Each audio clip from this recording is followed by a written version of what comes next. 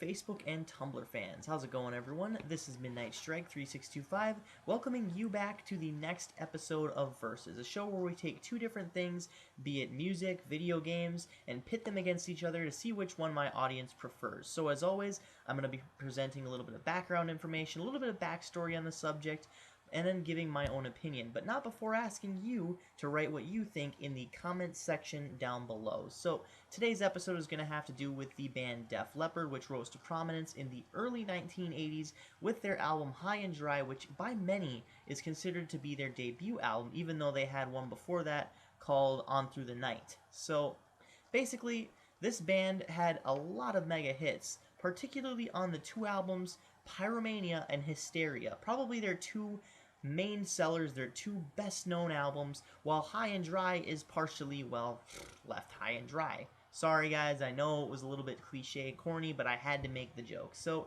basically with High and Dry, this is their rawest album, this is their heaviest album, and probably their most rock oriented without the gimmicks of, say, synthesizers and pop oriented music and, you know, just vocal effects and all that stuff that was really common in, say, Bon Jovi and, what's another one? Slaughter, which came in the early 1990s, and such bands such as that. Kind of got a little bit carried away there with the bands. Striper was another one that used it.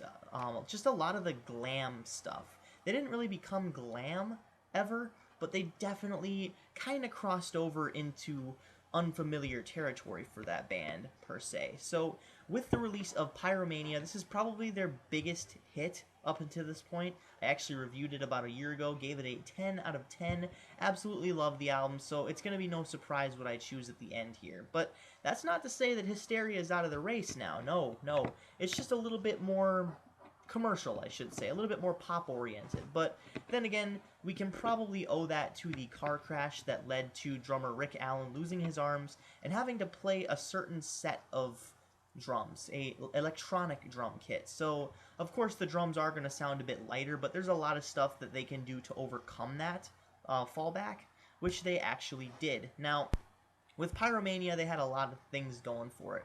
It was kind of bridging the gap in between the two eras of Def Leppard, the really heavy and gritty and rock-oriented drive of High and Dry, and of course the commercial aspect of Hysteria, all of which I pointed out in my Pyromania review, which I might actually link in the description. But then again, maybe not. Maybe I'll just post a comment or something. But it just kind of bridges the gap, so it's got the best of both worlds, and it's got some really great songs on it, like Photograph, like Action Not Words is another one, and Rock of Ages, of course, you can't forget that.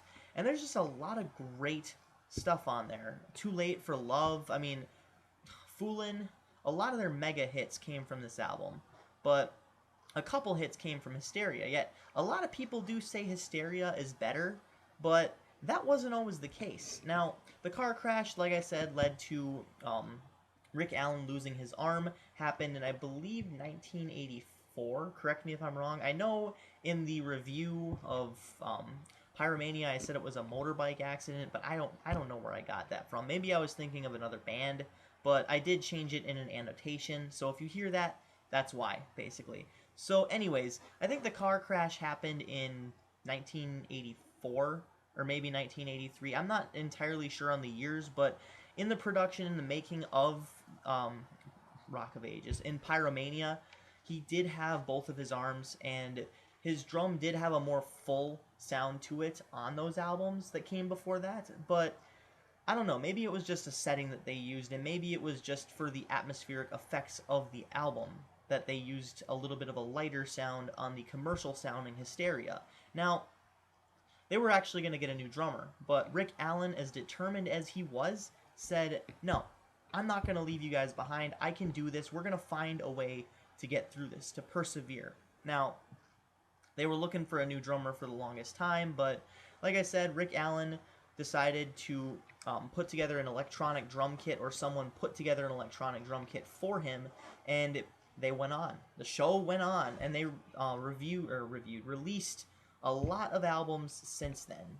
So their latest, of course, being songs from the Sparkle Lounge in 2008. Now, will they release another album in the future? Maybe, maybe not. But time will tell. With this, though, a lot of people in 1987, when Def Leppard returned with a more commercial sound, were a bit off-put by it. I mean, yeah, sure, there was, you got your Pour Some Sugar on Me and your Armageddon it, maybe a little bit of your Gods of War, but I mean, a lot of the stuff was just drowning in synthesizers, and a lot of the commercial pop elements that were popular at the time. A lot of people viewed it as selling out, per se, but then again, there was a lot of people who also viewed it as just Def Leppard doing what they can and doing what they do basically is making a good solid rock album. Even though it's not necessarily hard rock, it's still got that edge that all of Def Leppard's albums have. Now, this was the beginning of their more commercial era that would continue on into the album with Let's Get Rocked on it, Adrenalize. But it did start something. It definitely kind of propelled them into stardom, especially with this album. If the last album hadn't done it, this album definitely did. So basically, when it comes down to it, you take your pick. You got High and Dry over here, which, it's kind of edgy, hard, and just really, really heavy, actually, too. And then you got the one that bridges the gap, which is Pyromania, and then you have Hysteria, which is just really, really commercial, but it still has a lot of the guitars. It's still a pretty solid release, and a lot of the songs on there are very, very good. Like I said, Armageddon it, Gods of War, and of course the anthem Pour Some Sugar on Me, which a lot of people only know Def Leppard for. This became their best-selling hit, and it's what a lot of people know them for, like I just said. So basically, like I said with the in the classic review of Pyromania, I'm definitely going to have to go with Pyromania. I mean, it's just got the drive, it's got the edge.